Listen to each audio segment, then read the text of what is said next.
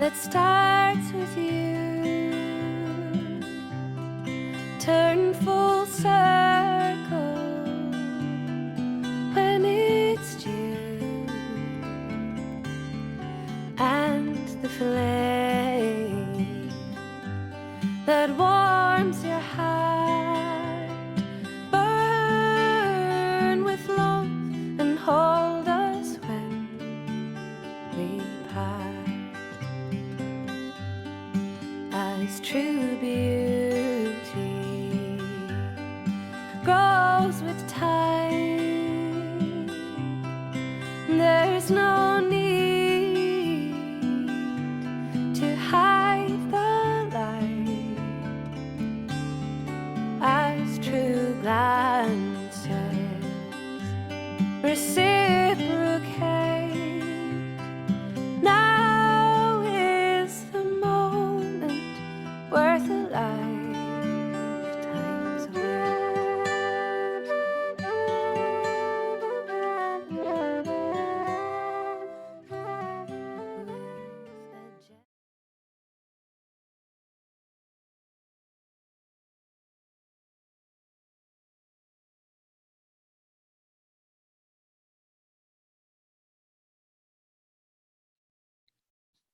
Good evening and welcome to our event to mark our forthcoming second issue of Tolka, our new journal of formerly promiscuous nonfiction.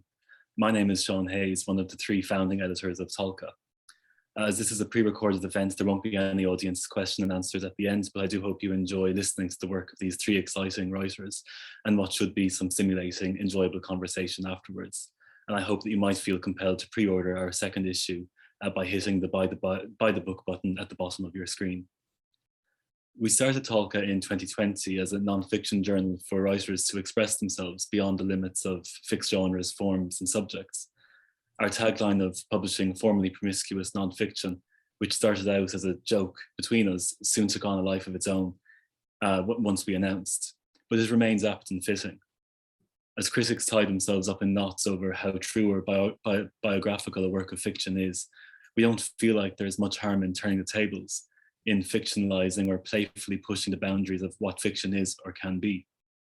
And while Tolka is rooted in Ireland, it seeks to transcend borders and publish a mix of established authors and new voices. And so I'm delighted this evening to welcome 3 of our contributors from our second issue, Niamh Campbell, Brenda Romero, and Liam Cagney. Tolka is edited by myself, Catherine Hearn, and Liam Harrison. As editors, we come at Tolka from different angles, but we all share a sensibility and unapologetic belief in the importance of style. In her essay on style, Susan Sontag writes that every style is a means of insisting upon something. It is this shared sense of style's significance that has informed Tolka's approach, even if we're not always sure what it is each piece insists on. From the beginning, we didn't want to enforce set themes on any of our issues. And yet we found in issue 1, and certainly it's been true as we pieced together issue 2, that themes emerge implicitly and organically. Issue 1 was born out of lockdown, and so it's heartening to see that as issue 2 comes into the world, we begin to emerge from this pandemic, and there is a level of playfulness, hope, and celebration, even if it's used to probe and explore weighty issues. This is true not only of the work you're about to hear, but across our second issue, which includes contributions from Claire Louise Bennett and Jennifer Hodgson, Needy Zach, Zonia Gildee, Emmett Kirwan, Roisin Kybird, and many more. But without further delay, I'm pleased to welcome our first reader this evening, Niamh Campbell. Niamh Campbell's debut novel, This Happy, was published in 2020 and nominated for the Kate O'Brien Award, the Unpussed Irish Book Award, and the John McGahern Book Prize, and the Kerry Group Irish Novel of the Year. In 2020, she won the Sunday Times Audible Short Story Award for her story, Love Many, and she is this year's recipient of the Rooney Prize for Irish Literature. Her second novel, We Were Young, is forthcoming from W&N in February 2020. She is the current writer in residence at UCD and lectures in the Department of English at Maynooth University. This is Niamh's essay, How They Met Themselves. Thank you, Sean. You can all hear me fine, yeah? Great. Okay, I'm going to get going by reading for about 10 minutes. I'll read the first two sections of how they met themselves. I am in this memory 5 years old. I do tap and jazz class with my little girlfriends, Lindsay, Fiona, Karen.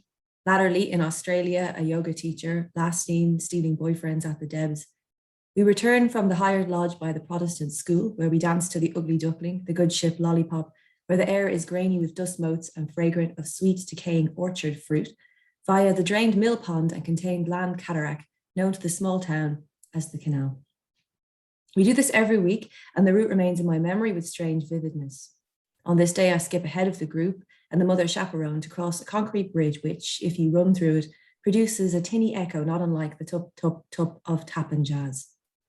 Spinning out at the end, I veer left into a green space, trees and grass by the edge of the water, and almost fall over an elderly man waking up under a tree. He wears a tweed suit and flat cap and looks up at me with a face that is concave, no teeth, I realize later, and causes fear and some additional dimmer emotion to flute through me like lit gas. I run away and never say a word about it for some reason, never tell a single person, never mention it for years. And then at 32, I put this experience in a story. The protagonist, a 20-something, is confronted by her volatile ex-boyfriend about a crisis pregnancy. She knows she'll have to have an abortion, and even though he will not support her in either way, he attacks her for her decision. The episode of the Canal is repurposed because I have by now come to comprehend that dimmer emotion, other than fright, it lit in me. And this is a citation from the short story I'm talking about. This feeling had the shaming force of one of her earliest memories. Returning from tap and jazz class with a crowd of girls and one of the mothers, a context which placed her personally at 5. They crossed the canal, and part of this trip involved crossing a cement bridge. In the memory, Nina ran ahead to check the bridge and trup through it, hearing her footsteps ring like the song, trup a chapeline. When she emerged, still singing from the bridge, she turned sharply into the green space and almost tripped over an elderly man in town style, flat cap and tweed suit, lying under one of the trees. He had no teeth. He raised his sunken face to her in fright. That's the end of the citation. The feeling in question, a rich flourish I remember well, was shame, but shame with no obvious application. Why would a 5-year-old with no lived experience of addiction feel this at encountering a half-passed out old man? How could a 5-year-old understand that the man was drunk and probably astray? There is something Wheela Sweeney to it, the birdman falling out of his tree, the staved face of an apocryphal saint. The scene at 5 made zero sense, and it makes little sense to me now. This would have been by daylight at about 2 o'clock, or perhaps earlier. This would have been 1993, not 1900. With all I know about composite and symbolic memories, as an adult now, I have to ask, did it happen at all? The canal in question led and leads to a wide old 19th century street lined with artisans' 2-up, 2-down houses built originally for employees of the hosiery factory. A friend of mine, pregnant and sick of renting, recently moved back to our hometown with her partner and bought a house on that very street. My sister and I browsed photographs on daft.ie, some showing a view of the sweeping but volcanically brambled slope to the weir and the wild wasteland that was always wild and covers what was part of the mill pond. The boxy bridge, with its stripe of iron showing like a spine through combed concrete, remains. The rest of the space is landscaped and serene. At the top of the 19th century street stands the thin, high old house of my paternal family. There were chickens and a privy once. It would have been inhabited by some or other of my relatives from the time of the factory, when they all worked as toppers and manual finishers of tights and stockings and stays, to 1998, when a distant cousin murdered his wife at the top of the narrow stairs. I knew the house well as a child because I found it entrancing. There was a front room, wood chipped and with one of those pizza-topping floral carpets, a tiled fireplace built dollishly into the wall. There was the room with a brass-framed bed my great-grandfather slept in until he went into a nursing home. There was the damp peach horror bathroom tacked to the back of it in the 70s. There was a long, straight garden full of roses my great-grandparents entered into competitions. In the 90s, my dad dug out a Japanese maple engulfed by weeds and rehomed it in our garden, where I hope it still grows. This house, all the houses, have been sold. As a very small child, smaller than 5, I had a dream I can remember with the same degree of queasy precocity attached to the tap and jazz. In this, I found a severed ear lying on the stairs of a tall old house. I was probably passing through a phase of being fascinated by death, if unable to comprehend it, or else this appendage is a Freudian emblem of some sort. I knew that people who lived in the house were dead. I had a sense of generations and cemeteries. I went to primary school on the primary funeral route. We had a routine for pulling the blinds when a cortege passed, chanting Our Father together, moving on. So many things never leave you from this time of life. The smell of disinfectant in school corridors, the bulky radiators, painted so many times, thick spots had crusted into glands and scabs. For a short time, I would have known my great-grandfather, William, as one of the old world presences in the town, tweed suit, flat cap, before he went into the nursing home. I sensed that early on I associated the man beneath the tree with him, or recognized the man beneath the tree as a type corresponding to William. I suppose one must remember how grotesque the very old can look to the very young, how generically uncanny. After my great-grandfather had died many years after, in fact, my mother told me that he'd been a pioneer, a teetotaler, but not always. As a young man, drunk one night, he went astray on his way across the canal, it may even have been a mill pond then, and fell into the water. It was waist deep, so he waded to the opposite end, abruptly, one presumes, sober. He washed up at home to recrimination and was in the morning deeply ashamed. He went straight to the church and took the pledge. When I heard this story of wading, repentance, and shame, I wondered if my encounter at 5 was some kind of time stutter, if I'd met his younger incarnation somehow, if during that experience of inebriation, William himself had seen a weirdly daylit, flickering 5-year-old regarding him from a cosmic height, if the chain of affect between us is nucleic. There are issues with this timeline, of course. In all likelihood, the man under the tree was some town, eccentric and not an apparition, problematically aged from the past. It's all coincidence, and yet a great deal of poetic potential hinges on the sensation of self-consciousness at the center of it. It was this sensation, encased in the resonance effects of emotional deep time, that make it worthy of plucking and repurposing in a short story almost 30 years after the fact. And I'll leave it there. Great, thank you so much, Niamh. Our second reader is Brenda Romero. Brenda is a writer and games designer based in Galway.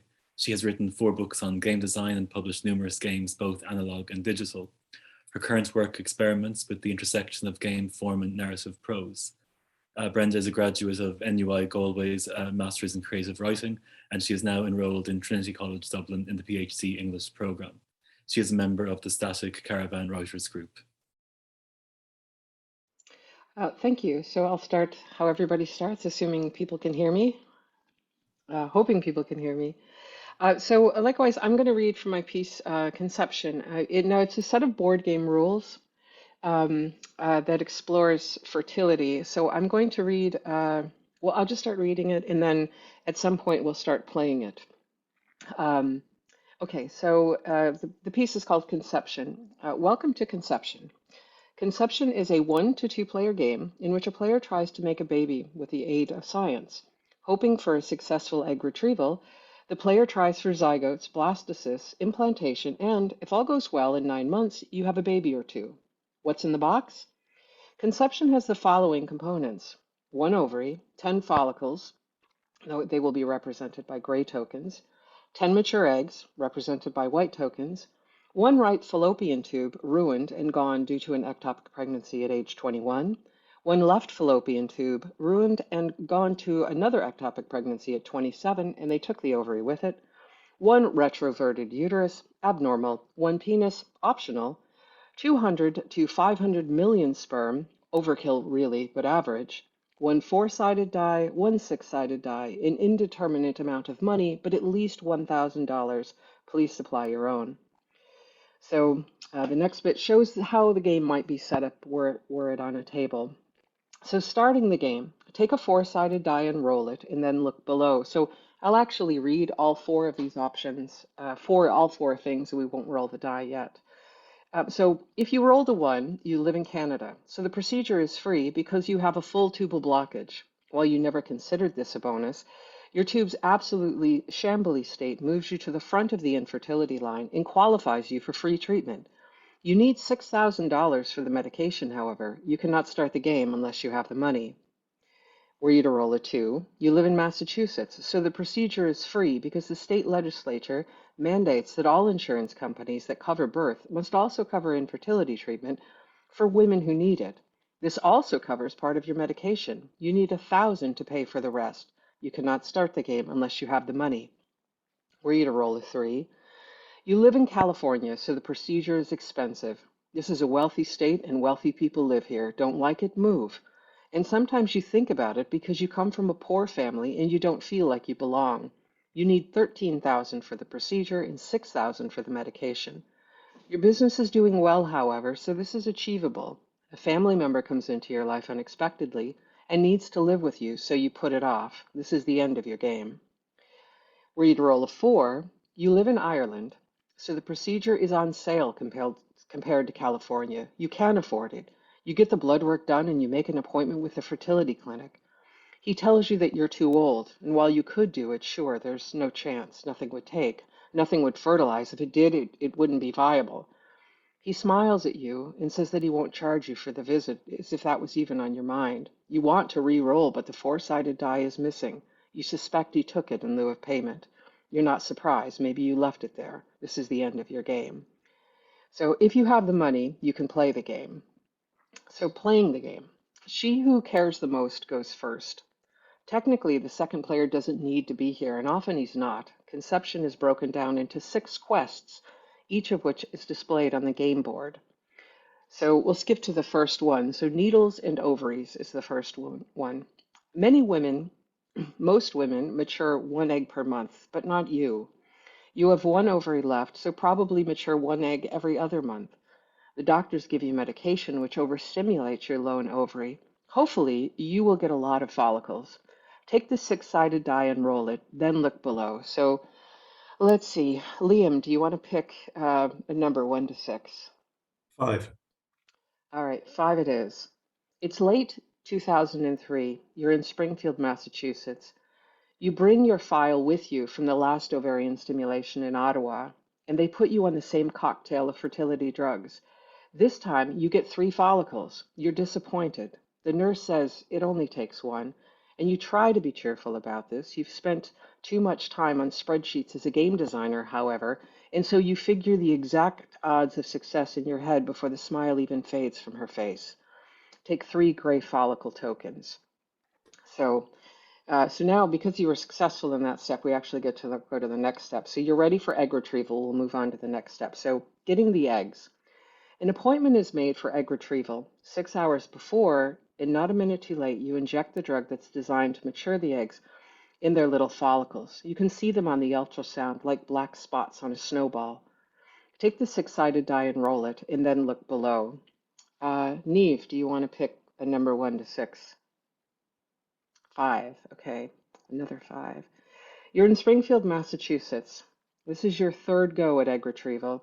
In the operating theater, the nurse approaches you to connect an IV. What's this for, you ask? To administer drugs, she says. To put me under? Of course, she tells you. You can't do this awake. You tell her that you have done it awake twice. She seems surprised to hear this and asks where. Ottawa, you say. She smiles and empties the syringe into the IV catheter. A warm rush floods your arm. You should start to feel relaxed soon, she says. Take your gray follicle tokens and exchange them for mature egg tokens. You leave with mature egg follicles. You leave your mature egg follicles at the clinic and move to the next step. So we'll do one more step. I'll just make sure I include you, Seán. Fertilization. While the clinic waits for the eggs, the sperm goes through an actual wash and spin cycle. Only the best sperm are selected. It seems like a fitting domestic task, this washing and spinning in preparation for an arranged marriage of eggs and sperm. You think of how it happens with sweaty, drunk, and abandoned in the back of car seats, in fields, in beds, and on couches. Wait 4 days, take the 6-sided die and roll it, and then look below. Seán, you want to pick? All right, 2. A friend calls to tell you she's pregnant. She can't believe it. From your hollowness, you say, congratulations, I'm so happy for you. And you want to be, but you feel nothing. Roll again. So I'll stop there. That gives you an idea. Thank you. Great, thank you, Brenda. So original and so touching. Our 3rd and final reader this evening is Liamh Cagney. Liam is a writer and musicologist from Donegal with a PhD from City University of London. A recipient of an Arts Council literature bursary, he was also shortlisted for the White Review Short Story Prize, and his music writing appears in places such as the Irish Times, The Guardian, and The Spectator. He is currently finishing a book on Berlin club culture. So welcome, Liam. Thanks, Sean. So this piece is about the closing party of what was at the time one of Berlin's biggest clubs called Griesmühle. In January 2020, it closed just before the pandemic happened because of, well, a familiar story. Property developers wanted to do something with the whole site, building a hotel. So the club got ejected. So for the closing party, it was a continuous party from Friday evening till Monday morning. And yeah, in the piece I'm going to read, the speaker and his girlfriend, having spent hours getting ready to go to the club, traveling there and queuing, are finally at 3 a.m. in the club and just entering upon the dance floor. I can't take my eyes off this lanky, haughty woman. She's dancing on a platform near the DJ box, and she's yellow-skinned and femme. She's wearing an airy twiggy dress and holly golightly sunglasses, and she sets one platform shoe before the other, one platform shoe before the other, four square rhythmic limbs, right-angled elbows, while dancing beside her, his toady squatness ridiculously complementing her lank pout, this a headless monster. He has a shriveled green face set in his tummy, and he jives and jives, a carefree blemish, waving a pair of white rave gloves, quite touching.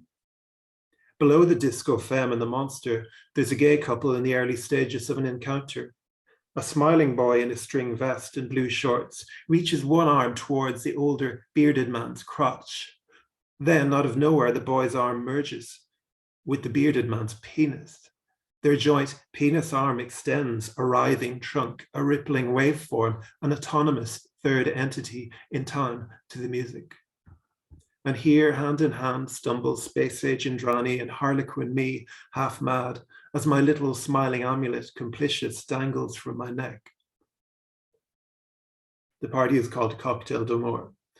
Cocktail's main room is a throbbing shadow, a flickering scrum pounding with high-energy music. The dark is interspersed with halogen strip lights. A huge pile of empty bottles lies in the corner, and it's buoyant. Most of the men are topless, a virtual reality gay club painted by Bruegel, wet paint oozing in the heat. Cocktail's main room's like a laboratory for masculinities. Men experiment with masculinity, push out its contours, rearrange their gender in perceptual shards. Military epaulettes and leather jock straps, drag and butch, animal and vegetable, through fashion's doorway all wind in dance. The dance music fascinates. My overanalytic mind characteristically flies into action, trying to figure out what genre it is. Techno, too many motifs. House, too lacking in melody and harmony. Psychedelic anyway.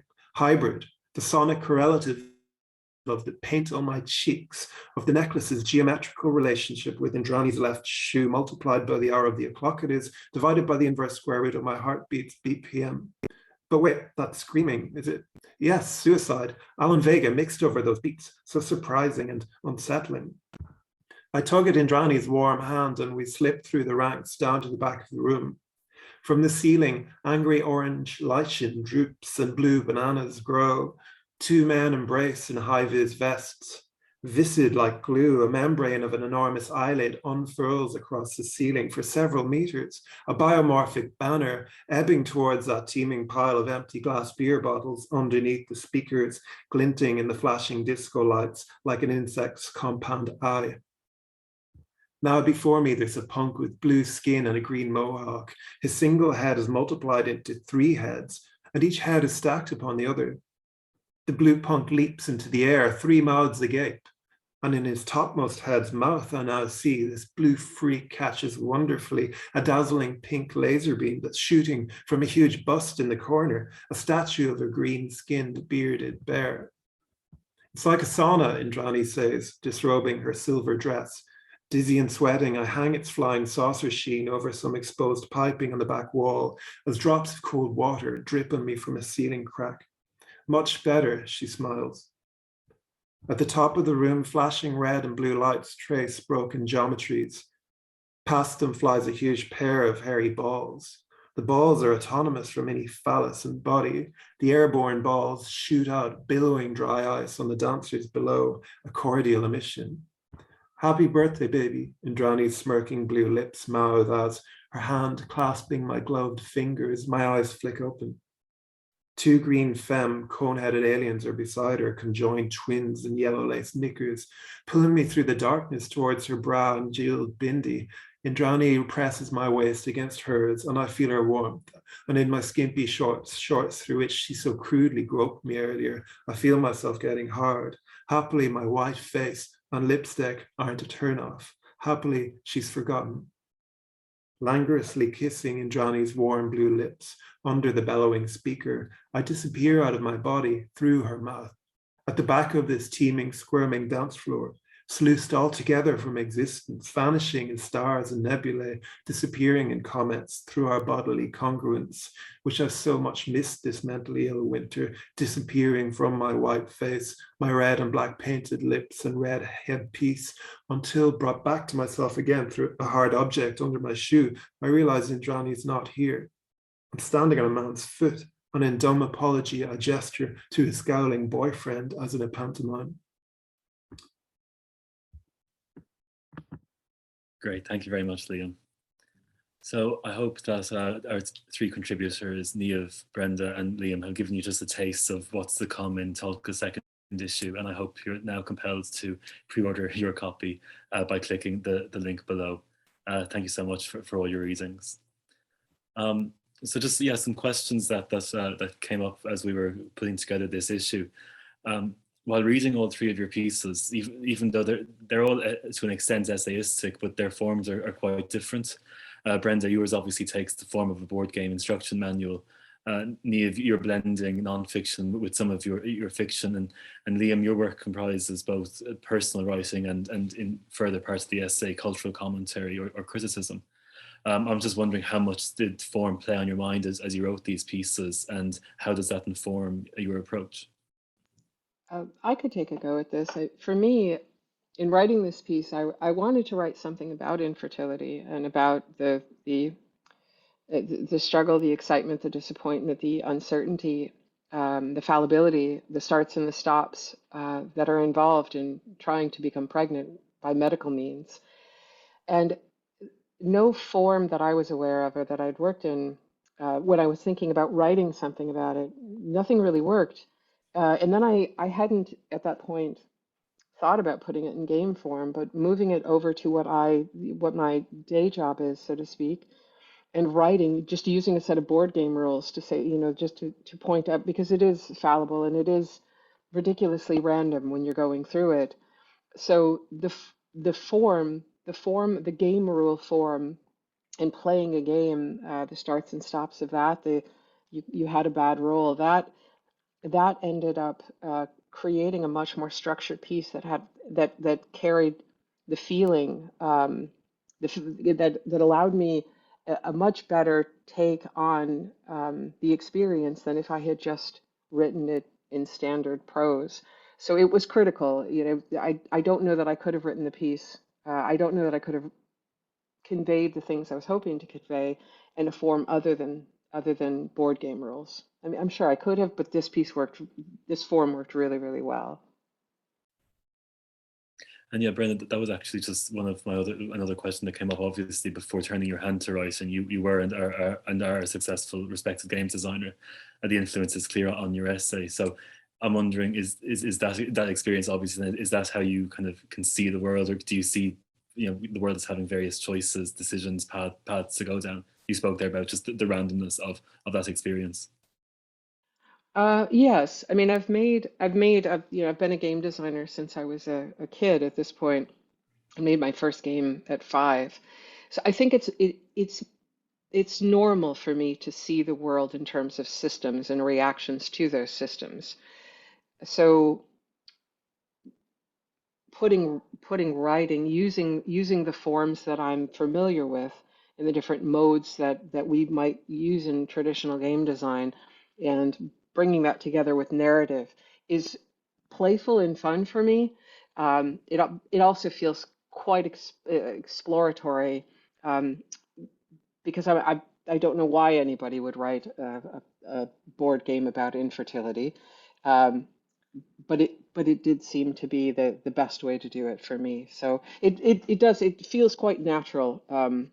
I feel it also, especially dealing with deeper personal topics, it allows me a degree of being removed because I'm merely architecting the experience for a player, or in this case, the reader. Great, thank you. Memory or the fallibility of memory, I think, plays a significant role in all of your essays.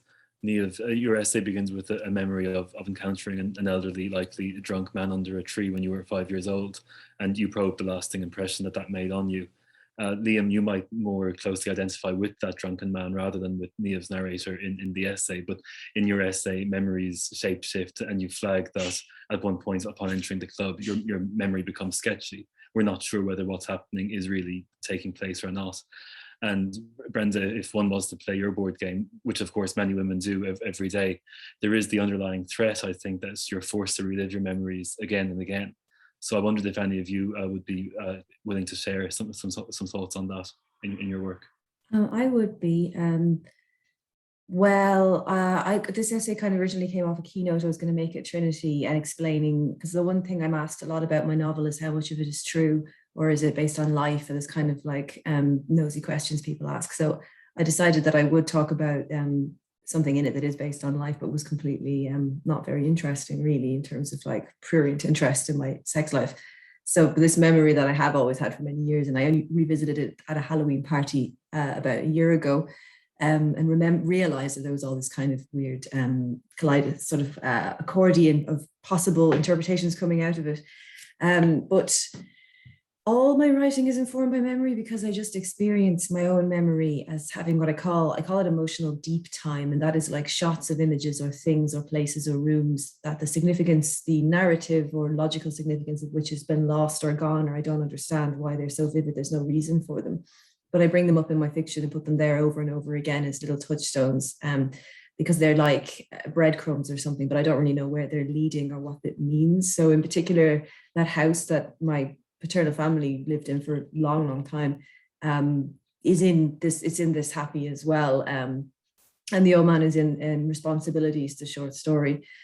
And I do have early memories of dreaming I found an ear on the stairs, which I look at it now and think, is that like a penis or what was that? Is that a Freud? I would say, is that Freudian? Why would a 5-year-old or even 4-year-old think about that? With children, the things that come into your head to explain the world are so much more interesting than the narrative versions that come later. So I'm really interested in the volatility of bringing this imagery and these things, these fixations up without there being a single meaning behind them that even I understand. I just think it's sort of the furniture of the mind. And I'm really interested in writing the world through this realist fiction, through this bespoke, strange, unfinished mental clutter. As sort of like life is an ongoing hallucination and things like that. So that was my intention with the essay. But formally speaking, I didn't plan the form in advance. I just thought I'll start with one thing and I'll go deeper and deeper and see where it comes. And I'll finish up on the Halloween party where I sort of remembered this, having not thought about it for a while. But yeah, I'm really interested in memory, but not for, I guess in Irish literature, there's a big sort of presence of the idea about memory and cultural memory and remembering for people and preserving the past. And that's not what drives me at all. It's very self-absorbed and to do with my own psychodrama. I suppose I'll just mention briefly a memory in relation to the piece I wrote. It mightn't seem that way, but generally, if I'm going out to a club, as in this weekend, which I went out to, I'll be pretty sober so that I can remember things. And actually, that's part of the pleasure, is being very lucid in a really, really weird environment, surrounded by all sorts of surrealness. What gets difficult then in terms of writing something about it afterwards is deciding what to put in and what to leave out. And that's something that, I still find hard. So in this piece, I went through so many drafts and didn't work for so long. It took me about a year actually to finally get the right one. So that, yeah, sometimes memory is, you remember too much. In general, I have a bad memory though, so that's a kind of a blessing at times. Maybe as in Niamh's piece, there's a kind of a mixing over between imagination and memory, which can be artistically productive. Great, great, thank you. Niamh, you mentioned there just about the kind of prurient obsession with in your work and how much is biographical, and I suppose your publication was really at the fore of a new wave and so I suppose that obsession is then even more strongly seen with Irish female writing. And I suppose your publication was at the fore of a new wave of female Irish writers, and it's not helpful, of course, to lump everyone together. But even from my time in London publishing, it's clear that all eyes are on Ireland right now, and that there's something quite exciting happening. Would you be willing just to share thoughts on this emergence, how we might be able to sustain it and celebrate it as we continue to redress and right the balance? Yeah, I think it's on one hand very fertile. I always sensed that I came back from London where I had been doing my PhD. I waited out the crash in London. And when I came back, Dublin was still at the very end of there being a lot of empty social spaces and squats. And there was a general sense of all the old rules about what you had to be as an Irish writer were gone and we could do something new.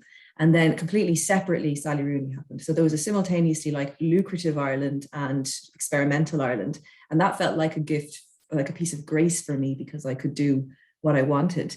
And I'd also then ultimately, to my surprise, sell my novel to a publisher in London that is relatively mainstream. So it's been very good to me, but it's kind of backhanded in some ways because there's a sense of just being a trend or something. But I do feel that underneath that trend, you can get in a lot of stuff as contraband. And something that I've been reflecting on since I started this journey of being published writer is there is this, that perhaps the international interest, there's a tendency to push or to be more interested in things which, for want of a better term, code switch, to be a sort of omni-Anglophone world version of bourgeois fiction that could be set anywhere and has things like socialist flourishes with no real backing to them, and is a kind of an online thing. And I'm doubling down with the sort of very specific niche Irish context of these things. So my background is Irish studies, and I'm interested in, if you have a 5-year-old encountering a drunken old man, the implications of predation, or the patriarch of the family being an alcoholic, or the memories of the factory workers and the landless laborers and all that sort of being slightly behind on the outer fringe of the life of female narrators who are sexually liberated, or living in the kind of a city, living in Dublin as a cosmopolitan city that could be anywhere. And I like the tension between these two things. So I resist the idea that perhaps, we're sort of writing, I think there's a freedom here. There is this sort of a removal from London, or a removal from, perhaps US fiction, where you can be slightly more experimental, or at least there's that inheritance. And it's coming into conflict maybe with more Irish work from the 90s. That there's a lot of kind of experimental work in the 90s, or sort of resistant or radical work in the 90s. I feel like there's a lot of anger there, because it's very hard for writers to get taken seriously as Irish writers if they don't sound like Seamus Heaney. And then we've benefited from that era being over, but I don't want to go too far in the opposite direction, where I'm essentially just writing omni-fiction for, middle-class white girls. And I strongly resent being categorized like that, because I think it effaces my ethnicity, which is very important to the background of my writing. So it's a very interesting cocktail. And I think as I grow, as I mature as a writer, I can play with it more probably and talk about it a little bit more. But the prurient interest is just kind of understandable, really. People just will get to know me and then ask me, is a particular sex scene real, kind of little things like that. And I just kind of think it's sort of cute. But also I do like playing around and kind of teasing people with the amount of detail that is real and isn't real, just because I think it's like they deserve to be punished slightly in that regard. But I don't think it's like you couldn't write about a character who looks like you in a lot of ways and then get really pissed off when people think it's you. It's just like a bit dishonest, really. So I find it playful for the most part. Great. All three of you are at varied stages of your writing career. Niamh, obviously your debut novel was published to acclaim last year, and your next novel is forthcoming. Liam, you're currently working on your first book, although you have been appearing in publications for some time. And Brenda, you're at the kind of exciting early stages of a writing career. I was wondering if any of you are kind of had with experiences of literary journals before, and your experience of being published in them, and the kind of role that they play in the literary ecosystem. I can start from I guess the beginning, which relates to yeah, I could I've written 4 books at this point about games, but they're all for the trades, and they're if you're not interested in game design, they're great. The last one was largely about math, so they're great for sleeping or other purposes. But for literary journals, I find Ireland is just fantastic and open to experimental forms of writing. So when I saw the tagline for Tolka, I thought, I know the exact place that I want to send Conception to, which and you've obviously felt the same. You accepted it, and it's going to be published. So for me, I also know there's a community here where people are cheering one another on and even suggesting specific journals, different places that different pieces might go. And so that feels important to me, especially in the early going, where previous writing work it doesn't necessarily fit within becoming a creative writer or a writer of nonfiction or of memoir. Um, so I have the advantage of I'm editing a book right now, which is a memoir for somebody else, but I do know that and it's for a New York publisher and a New York agent, and they right now they have their eyes on the Irish scene as well, and specifically the Irish journals, and they've mentioned several that your work appearing in an Irish journal is actually important to them, and it's something that has put a lot of initial, if you'll forgive me sounding like a game designer, it put a lot of initial quests on my map that these are things that I want to do and these are things that I want to complete as an early stage writer. I suppose I'll just add to that by mentioning a couple of things from my point of view, in no particular order. I guess one of the effects as a writer who's trying to just get his first book finished, one of the effects of being part of Tolka too is that it makes you feel part of something. It gives you a sense of belonging, and it's really encouraging and kind of good for your self-esteem or that type of thing. Gives you a bit more self-confidence. Going further back, then I like some of the first stuff that I had published. Obviously, was in one of the excellent Irish journals like Gorse and Paper Visual Art. Stuff I had published in those 2 journals just set me off in different directions in terms of what I do in my writing, and including in this book. The first piece from the book I'm writing on Berlin club culture that I wrote was commissioned by Paper Visual Art, and at that time, before I got the commission, I wasn't thinking of writing this type of book. But then from that, writing that piece, everything else kind of started developing. So it's kind of can catalyze and draw work out that wouldn't exist otherwise, which is really important. Great, thank you. Thanks. And you've obviously then there was Love Manning that was published in the Dublin Review, and that went on then to win the Sunday Times Audio Award. Yeah, I should say that what went along with the sort of slightly radical energy of Dublin right after the crash was the proliferation of journals and the sort of opening up of existing journals like the Dublin Review and the Singing Fly. And I honestly owe my career to them in a big way, because I got my first encouragement. Like, I was first published in the Dublin Review, and it's not only that you get published, it's that you get an editor talking to you and you get to go along to the event and meet people. And it really is so helpful in creating a sort of psychological state where this is where you live, this is what you do, you're not just doing it alone. And I think that is perhaps, I don't know what it's like in other cities apart from London, but I never felt that sense of possibility in London because it was just so big and so elite.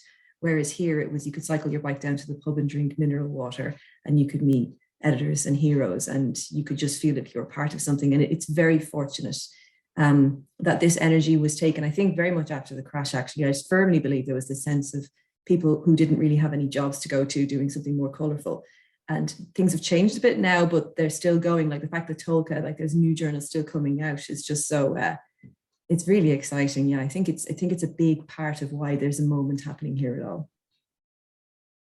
Great. Yeah, I mean, certainly when we announced ourselves, everyone just has been so supportive, so, you know, welcoming, and always, yeah, just a really just, yeah, heartening and encouraging sense of community. I'm aware that we're about to run over time, so I think we might wrap things up. Just to conclude our events that marks the forthcoming second issue of Tolka. Thank you so much to our readers this evening, Liam, Brenda, and Niamh, as well as our contributors that you'll find when you pick up your copy of Tolka. So once more, please do consider pre-ordering by clicking the Buy the Book button at the bottom of your screen.